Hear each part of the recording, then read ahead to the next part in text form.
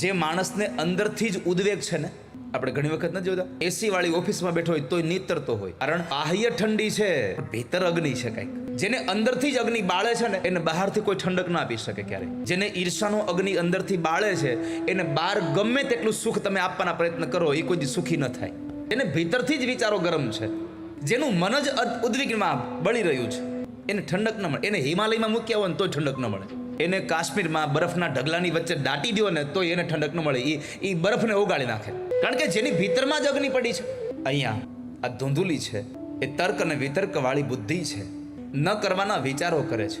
આત્મદેવ દુઃખી છે કારણ કે એને સંતાન. અને જ્યાં સુધી આત્મદેવ નામના બ્રાહ્મણને ધૂંધુલી નામની પત્ની દ્વારા એક દીકરાનો જન્મ નહીં થાય, ત્યાં સુધી આ સંસારમાં એને સુખ નહીં મળે. હવે આપણે વિચારીએ કે આમાં સમજાણું નહીં કાંઈ, પણ બહુ સરળ ભાષા છે. આ આત્મારૂપી પુરુષને આ બુદ્ધિરૂપી સ્ત્રી દ્વારા વિવેક નામના દીકરાનો જન્મ નહીં થાય, ત્યાં સુધી આત્મા કોઈ દી સુખી નહીં થાય. જેની બુદ્ધિમાં વિવેક ન હોય ને, એ કોઈ દી સુખી ન થાય સંસારમાં.